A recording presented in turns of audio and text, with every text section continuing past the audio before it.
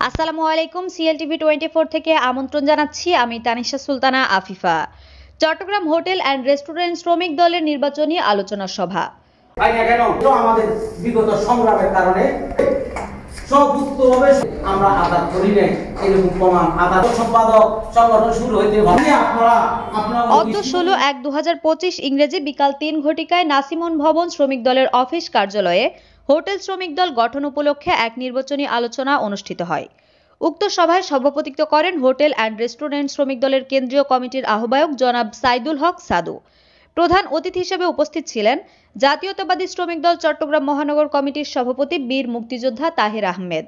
বিশেষ অতিথি মহানগর শ্রমিক দলের যুগ্ম সাধারণ সম্পাদক মোহাম্মদ আইয়ুব আলী। প্রধান বক্তা হিসেবে উপস্থিত ছিলেন মহানগর শ্রমিক দলের সহ সাধারণ সম্পাদক ও হোটেল শ্রমিক দলের যুগ্ম আহ্বায়ক আব্দুস সাত্তার মুন্সি। সভা পরিচালনা করেন হোটেল শ্রমিক দল বাকুলিয়া শাখার সভাপতি আবুল কালাম। সভায় আরও বক্তব্য রাখেন মোহাম্মদ খোকন, মোহাম্মদ কাশেম, মোহাম্মদ মুরাদ, মোহাম্মদ করিম মিস্ত্রি, আব্দুল লতিফ, মোহাম্মদ সালাউদ্দিন হাওলাদার, মোহাম্মদ মুস্তফা, মনির হোসেন, মোহাম্মদ সৌরভ, মোহাম্মদ কাউসার, মোহাম্মদ ফরিদ, মোহাম্মদ সেলিম, মোহাম্মদ আমিন, মোহাম্মদ ফরহাদ, মোহাম্মদ সুলাইমান, মোহাম্মদ মুজফর, মোহাম্মদ মিজান, মোহাম্মদ ফিরোজ আরও অন্যান্য নেতৃবৃন্দ। সভায় নেতৃবৃন্দ বলেন, থাকবে না। আমি সাত্তার ভাইকেও বলেছি, আমাদের কাশেম কালাম ভাইকেও বলেছি। কথা মনে আসে, এই হোটেল শ্রমিক দলকে নোয়াবালি ভূঁইয়া যে পর্যায়ে নিয়ে গেছিল, সেটা সেই তুলনায় আজকে আমরা অনেক পিছিয়ে আছি।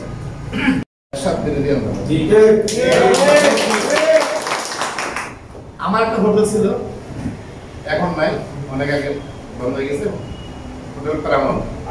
ঠিক সেভাবে আমরা ইনশাআল্লাহ আমাদের সমস্ত সংগঠন আমাদের নেতার নির্দেশে এবং এই চট্টগ্রাম হোটেল রেস্টুরেন্ট শ্রমিক দল একটি বৃহৎ সংগঠন, যার মূল কারণ ছিল, কিন্তু আজকে আমাদের কারণে, আমাদের ব্যর্থতার কারণে ধীরে ধীরে সংগঠনটা দুর্বল হয়ে গেছে। আমরা চাই সমানে সমানে মিছিল করতে পারে, যে হোটেল শ্রমিক দল চাইলে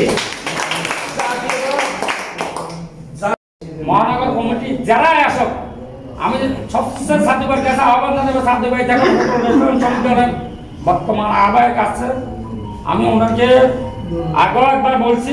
1994 সালে জয়েন হয়েছি, 3 মাস পরে নেতৃত্ব পেয়েছি চান্দা থানা শ্রমিক দলের প্রচার সম্পাদক। সেই মুহূর্ত থেকে আজ পর্যন্ত হোটেল শ্রমিক দলের জন্য এই শহরে কাজ করতেছি।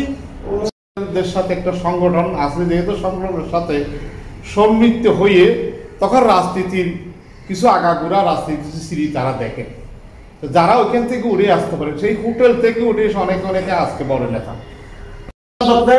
পার্সেন্টের জন্য দুঃখিত, সবাইকে জানাই মহানগর হোটেল অ্যান্ড রেস্টুরেন্ট শ্রমিক দলের পক্ষ থেকে আমার অন্তরের অন্তঃস্থল থেকে জানাই সবাই।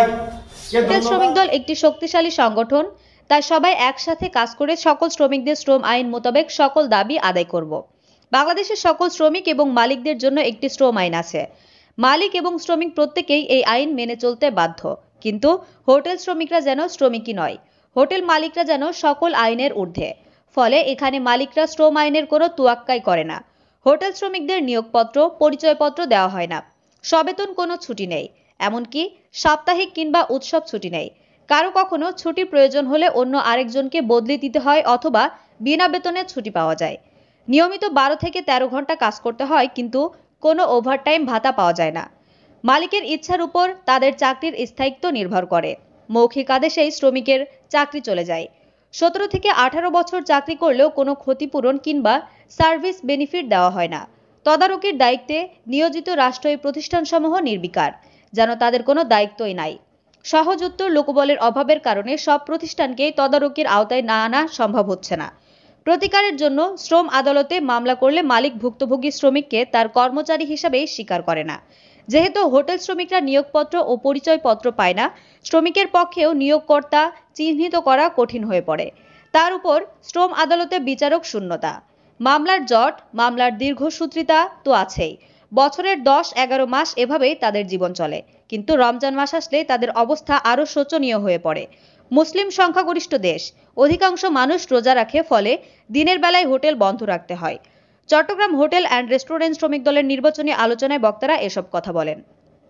সেই সময় মোবাইলের প্রচলন ছিল না এবং ব্যক্তিগতভাবে মোবাইল নওয়াব আলী ভূঁইয়ার কাছেও ছিল না। এরপরে আল্লাহর কি রহমত কুদরতে তাদের বলে সে এটা পারত, আমিও এখনো বোধ করব না, আমার হিসেবে আসে না।